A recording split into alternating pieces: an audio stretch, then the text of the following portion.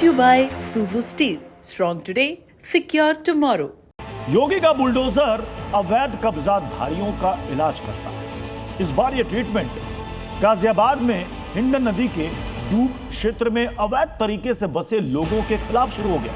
हिंडन के दुश्मनों के खिलाफ इस अभियान की शुरुआत हो चुकी है। योगी प्रशासन की टीमें अवैध को चिन्हित कर रही हैं। जांच में जहां भी अवैध मिलेगा उसे तोड़ा जाएगा। ये गाजियाबाद के जिलाधिकारी ने साफ कर दिया है और कह दिया है कि हिंडन के दुश्मन बुलडोजर के सीधे रडार पर है।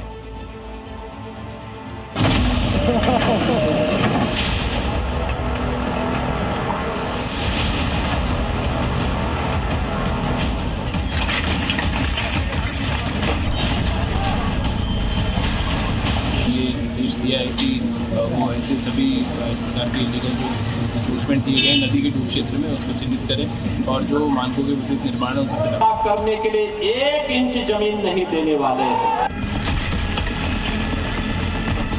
प्रदेश सरकार के बुलडोजर को देखा है ना,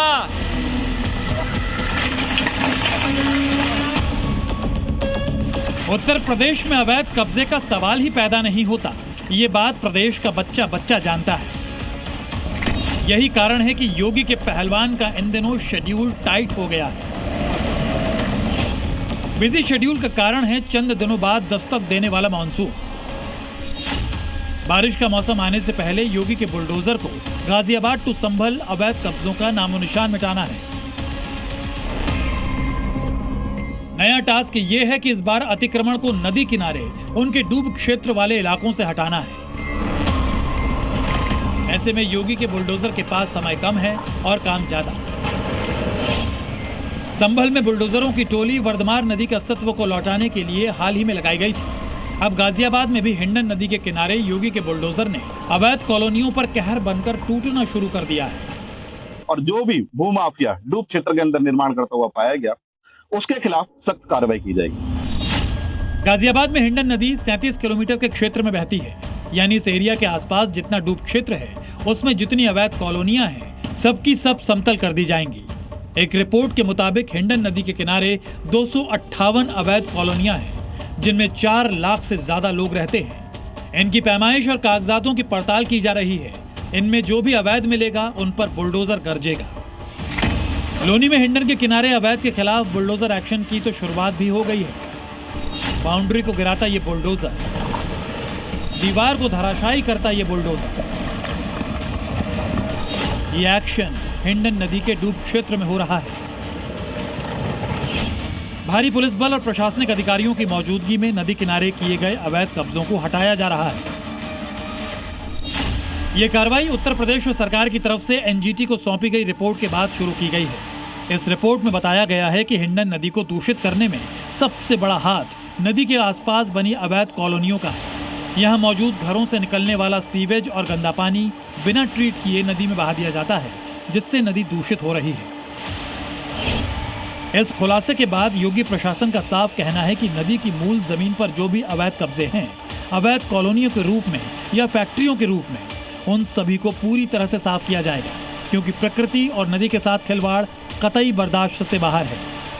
नदी को भी क्षतिग्रस्त करते हैं और साथ साथ उनकी खुद की भी जान को खतरा उत्पन्न होता है। इसको लेकर मैंने अभी मीटिंग की थी और मैंने सिंचाई विभाग को और विकास प्राधिकरण की टीमों को ये निर्देश दिया है कि वो ऐसे सभी इस प्रकार के इलीगल जो इंक्रोचमेंट किए गए नदी के डूब क्षेत्र में उसको चिन्हित करें और जो मानकों के विपरीत निर्माण है उनसे खिलाफ। हिंडन किनारे हालात ये हैं कि लोगों ने पहले अवैध रूप से जमीन कब्जाई, फिर इन पर पक्के मकान बना लिए, लेकिन इससे पूरे क्षेत्र का पर्यावरणीय संतुलन बिगड़ने का खतरा बना हुआ है। नदी क्षेत्र में अतिक्रमण होने से प्राकृतिक जल प्रवाह बाधित होता है, जिससे बाढ़ और जल भराव का खतरा बढ़ जाता है।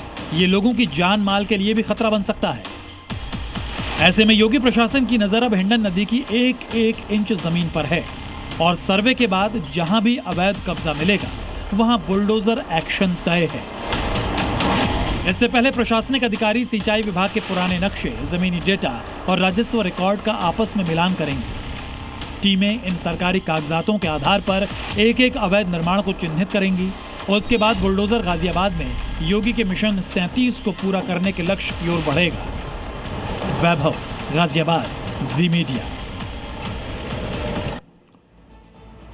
दरअसल अभी जांच चल रही है, डेटा खंगाला जा रहा है, लेकिन हिंडन के किनारे बसे लोगों की धड़कनें बढ़ गई क्योंकि बुलडोजर एक्शन होगा ये तो तय है, लेकिन कहां पर होगा ये जांच पड़ताल पूरी होने के बाद ही पता चलेगा।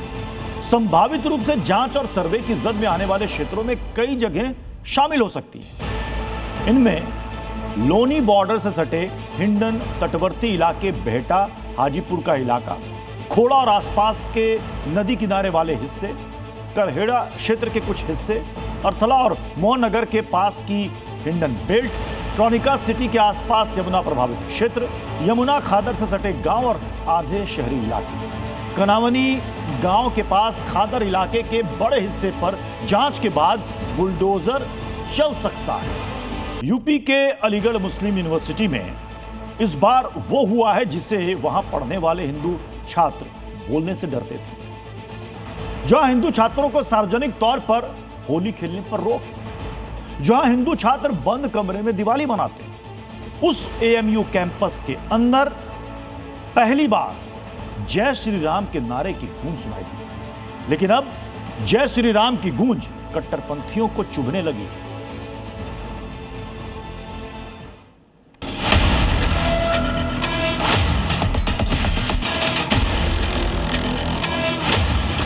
जय श्री राम, जय श्री राम, जय जय श्री राम। जिन्ना के घर में पहली बार जय श्री राम का उद्घोष।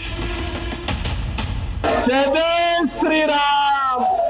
जहां हिंदुओं को पूजा पाठ की मनाही, वहां सनातनी नारे की गर्जना। हर हर महादेव।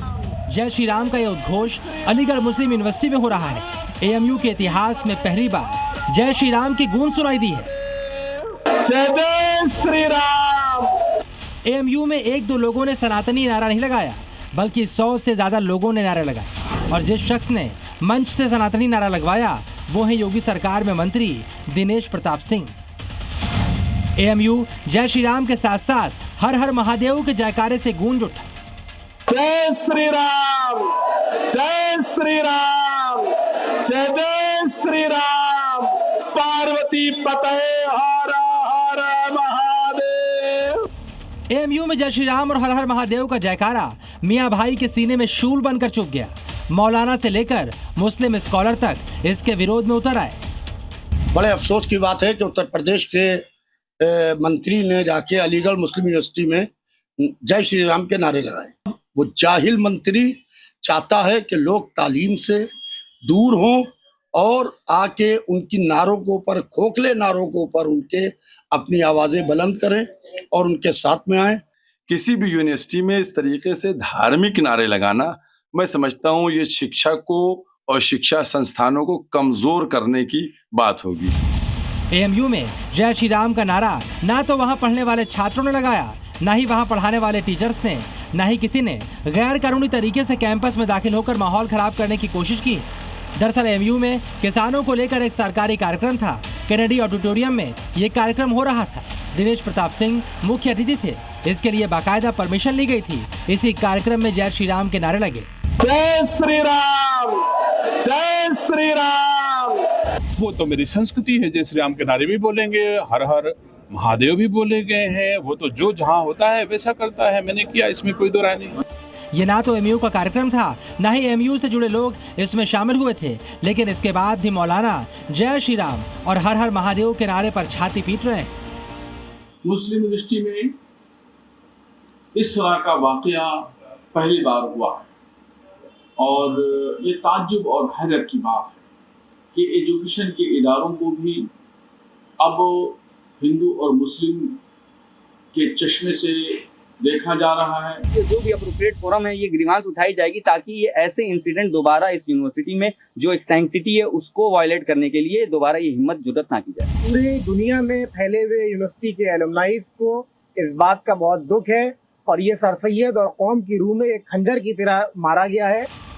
सनातनी नारा लगने के बाद कट्टरपंथियों को एएमयू पर खतरा दिखाई देने लगा है। शिक्षा के मंदिर में धर्म और धार्मिक आयोजन न करने की दलील दे रहे हैं, लेकिन जरा एएमयू का इतिहास देख लीजिए।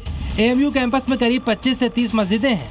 एएमयू में लगभग 18 से अधिक हॉस्टल हैं और हर हॉस्टल में छात्रों के नमाज अदा करने के लिए एक मस्जिद या नमाज हॉल है।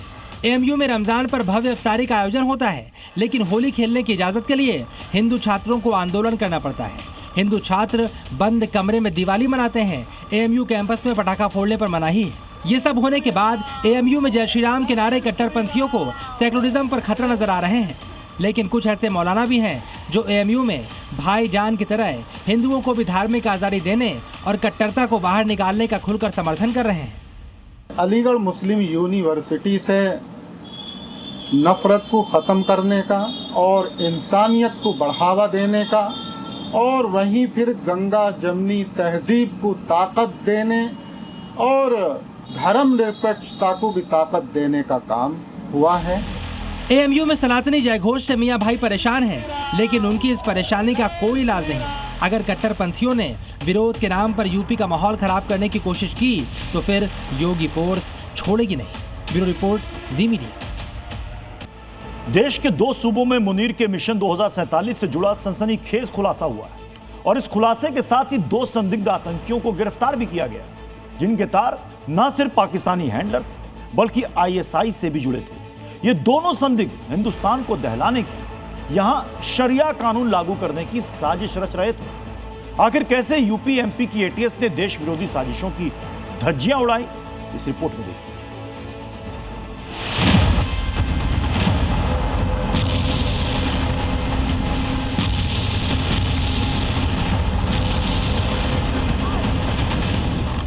देश के 2 बड़े सूबे, इन सूबों के 2 अलग अलग शहरों से एटीएस ने 2 संदिग्धों को गिरफ्तार किया है।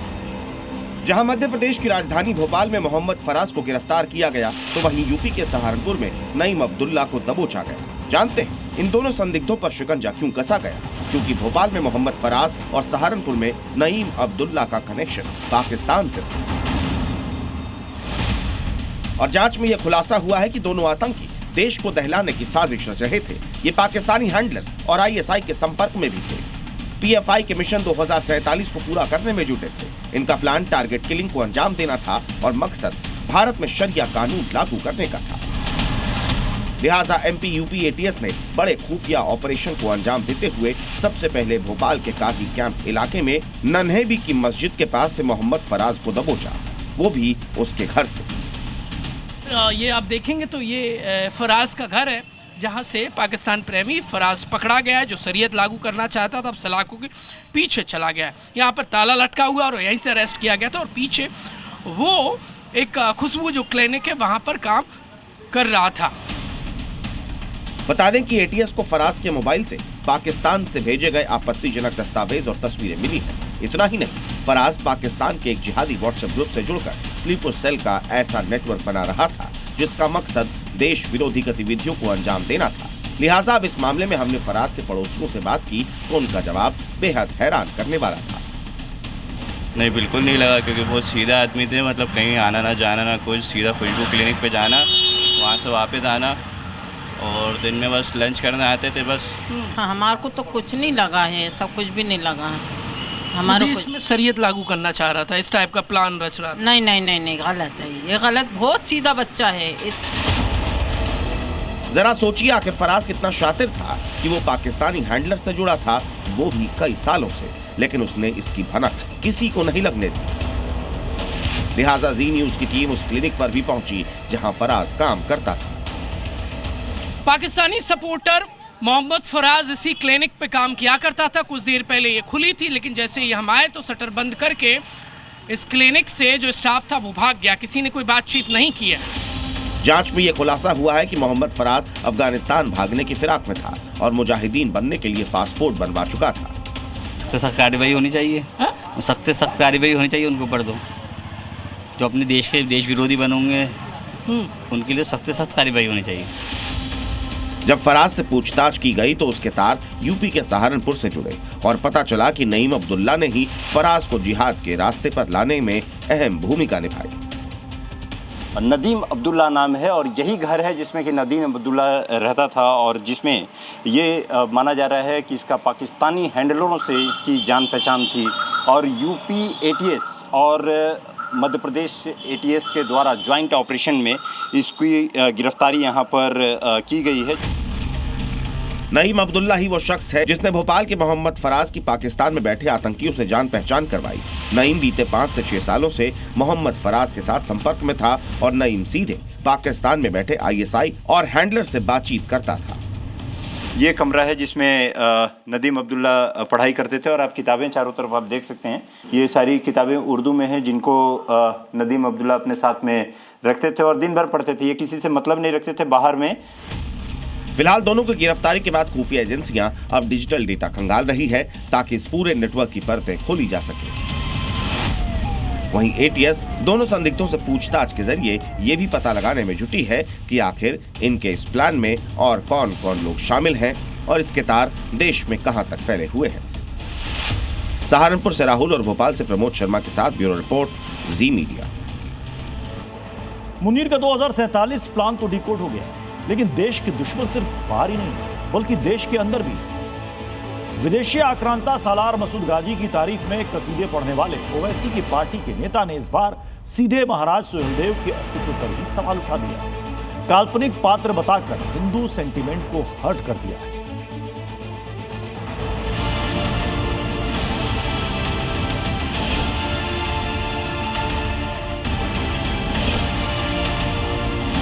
गाजी के नाम पर नहीं, महाराज सुहेलदेव के नाम पर आयोजन होने चाहिए। मैं तो राजा सुहेलदेव को राजा मानता ही नहीं। अगर राजा सुहेलदेव राजा होते तो शायद उनका बहराइच में कोई किला तो होता। तो जो बोल रहे हैं वो पढ़ लें, अंग्रेजों का शासन यहाँ था, गजेटियर चप्पे चप्पे पे लिखा इतिहास। यूपी में ओवैसी के नेता का इतिहास बहुत कमजोर है। गाजी के पैरोकार ओवैसी के कमांडर को अब योगी आदित्यनाथ सुहेलदेव का इतिहास पढ़ाएंगे। आप बहराइच में जाएंगे, अब वहां पर महाराज सुहेलदेव का भव्य स्मारक बन गया है। अब लगता है कि बहराइच अब अपनी पहचान के साथ, गौरव के साथ आगे बढ़ रहा है। यूपी के बहराइच में योगी आदित्यनाथ ने विदेशी आक्रांता सैयद सलार मसूद गाजी के मेले को बंद कराया। उसकी जगह गाजी से टक्कर लेने वाले महाराज सुहेलदेव की मूर्ति लगवाई। तो AIMIM वाले असदुद्दीन ओवैसी के नेता शौकत अली मुस्लिमों को भड़काने लगे, सुहेलदेव के नाम पर गुमराह करने लगे। ये एक काल्पनिक है। 1000 साल पुराना इतिहास जरा मुझे बता दें कि वो कागज के पन्ने पे लिखा जाता था कि वो चमड़े पे लिखा जाता था। कौन इतिहासकार है? अरे कोई भी आया कुछ भी लिख दिया तो वो इतिहास नहीं बन जाता। महाराजा सुहेलदेव का 1000 साल पुराना इतिहास है। 11वीं सदी में महमूद गजनवी के भारत पर आक्रमण के वक्त सलार मसूद गाजी ने बहराइच पर आक्रमण किया, लेकिन राजा सुहेलदेव से बुरी तरह पराजित हुआ और मारा गया। इसका जिक्र अमीर खुसरो की किताब एजाज़े खुसरवी और उसके बाद 17वीं सदी में लिखी गई किताब मिराते मसूदी में भी है। लेकिन इसके बाद भी शौकत अली को सुहेलदेव के इतिहास के बारे में पता नहीं है। ओवैसी के कमांडर शौकत अली यूपी में सुहेलदेव का किला ढूंढ रहे हैं, महल खोज रहे हैं, उन्हें काल्पनिक बता रहे हैं। ये लोग अपनी 5 नस्लों के बारे में नहीं बता पाएंगे और इन्हें 1000 साल पुराना इतिहास कैसे मालूम? ये फालतू की बकवास कर रहे हैं। ये जाहिल लोग हैं, इनको इतिहास के बारे में कुछ नहीं पता। अफगानिस्तान का रहने वाला सैयद सलार मसूद गाजी वो बहुत पाजी था। वो भारत में मठ मंदिर में जो संपत्ति थी उसको लूटने के लिए, देश को गुलाम बनाने के लिए आया। ऐसी स्थिति में सभी राजाओं ने मिलकर के नानपारा मैदान बहराइच 18 दिन युद्ध हुआ। 18वें दिन गाजी चला भाग, जो बहुत पाजी था, उसको महाराजा सुहेलदेव जी और सेना से लिए दौड़ाए, कुटला नदी के किनारे ले जाकर उन्हें उलाट दिए। भाईजान सलार मसूद गाजी के नाम पर मुस्लिमों को भड़का रहे हैं, तो महाराज सुहेलदेव के अस्तित्व पर सवाल उठाकर हिंदुओं के सेंटीमेंट को हर्ट कर रहे हैं। यूपी का माहौल खराब करने की साजिश रच रहे हैं। ये हिंदुओं के लिए बहुत अपमान का विषय है। उन्हें हिंदुओं का अपमान किया है। हमारे महाराजा सुहेलदेव हमारे बहराइच और अपने भारत के शान हैं। हिंदू जनमानस में बहुत रोष है इसको लेकर। जो शौकत अली द्वारा राजा साहब सुहेलदेव जी को काल्पनिक कहा गया है वो गलत कहा गया है। उनको इतिहास का ज्ञान नहीं है। मैं उनके बयान की पूरी तरीके से निंदा करता हूँ।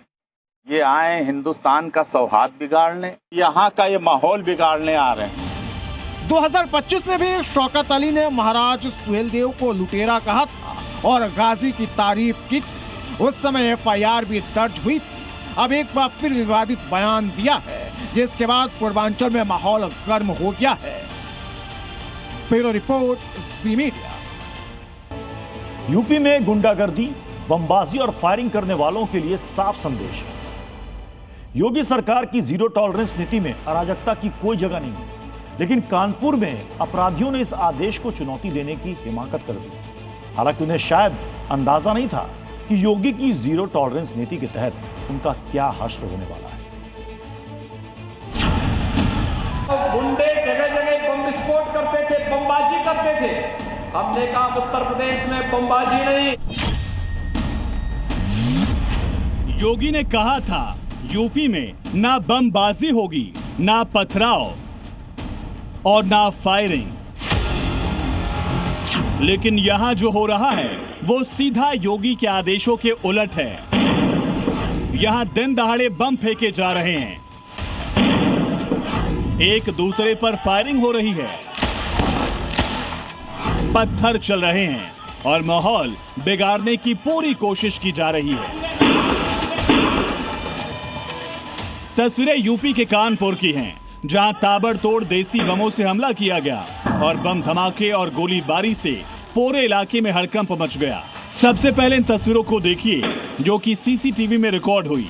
सीसीटीवी में दो बच्चों के बीच बड़ा बवाल होता दिख रहा है, वो भी तब जब आसपास से वो लोग गुजर रहे होते हैं जिनका इससे कोई लेना देना नहीं। सबसे पहले पत्थर उठाकर मारे जाते हैं, फिर फायरिंग की जाती है और फिर देसी बम मारे जाते हैं। इसके बाद बाइक सवार आता है, हंगामा करने वालों को लेकर फरार हो जाता है। दरअसल ये पूरा मामला पुरानी रंजिश का बताया जा रहा है, जहां आरोप है कि एक गुट ने इसी वजह से दूसरे गुट पर हमला कर दिया। दोनों तरफ से पथराव किया गया। हमलावरों ने देसी बम फेंकने के साथ फायरिंग भी की। गोली लगने से गंभीर रूप से घायल हो गया। इसके बाद पुलिस ने तुरंत ही एक्शन शुरू कर दिया। मुख्य आरोपी अभय यादव को गिरफ्तार कर लिया गया है। घटना में शामिल मुख्य आरोपी अभय यादव को आज मनकी पुलिस द्वारा गिरफ्तार किया गया तथा उसमें अवैध तमंचा भी बरामद किया गया। अन्य आरोपियों के लिए पुलिस टीम रवाना है। शीघ्र ही गिरफ्तारी कर अन्य विधिक कार्रवाई की जाएगी। बड़े एक्शन के बाद योगी फोर्स ने एक बार फिर से संदेश दे दिया है कि यूपी में माहौल खराब करने की कोशिश कोई भी करेगा तो अंजाम भुगतना तो पड़ेगा। ब्यूरो रिपोर्ट, ज़ी मीडिया। सहारनपुर में सीएम योगी ने जिस गोरक्ष गंगा सरोवर का उद्घाटन किया था, उस सरोवर का नाम बदलकर अब फन पॉइंट कर दिया गया। जहां पहले सनातनियों का मेला लगता था, अब वहां हर धर्म मजहब के लोग आ रहे हैं। जहां सनातनी आस्था के साथ आते थे, वो जगह लोगों के मनोरंजन का स्पॉट बन गई और इसी के खिलाफ हिंदू संगठनों ने मोर्चा खोल दिया और गोमूत्र से गैर सनातनियों के शुद्धिकरण वाली चेतावनी दे डाली।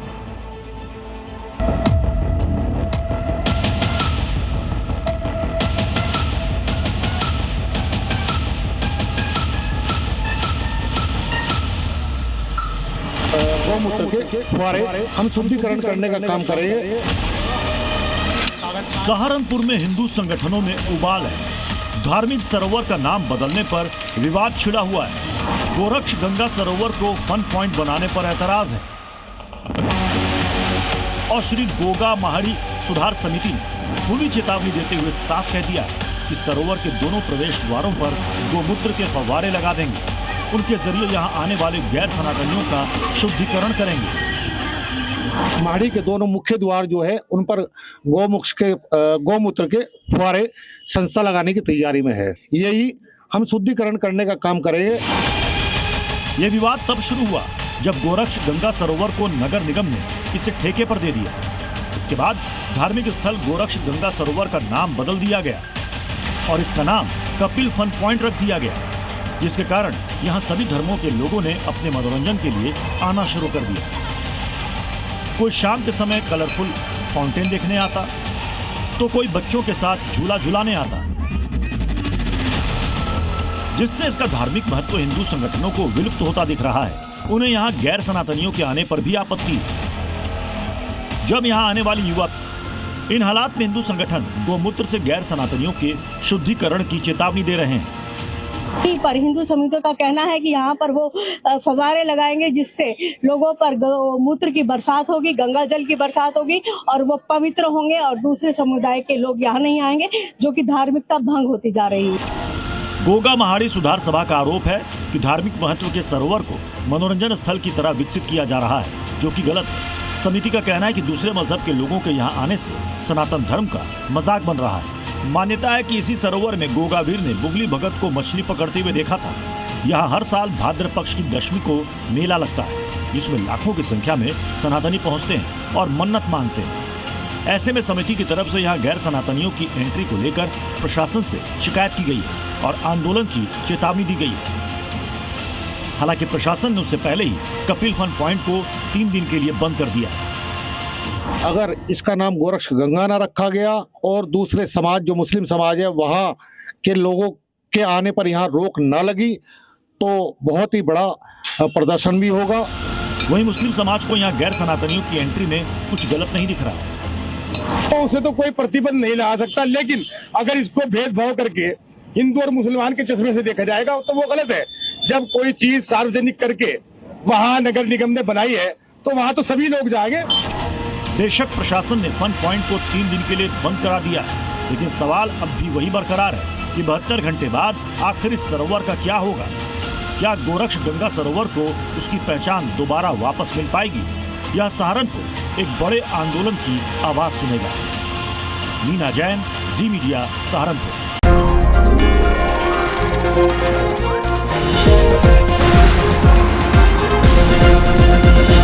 Brought to you by Suzu Steel. Strong today, secure tomorrow.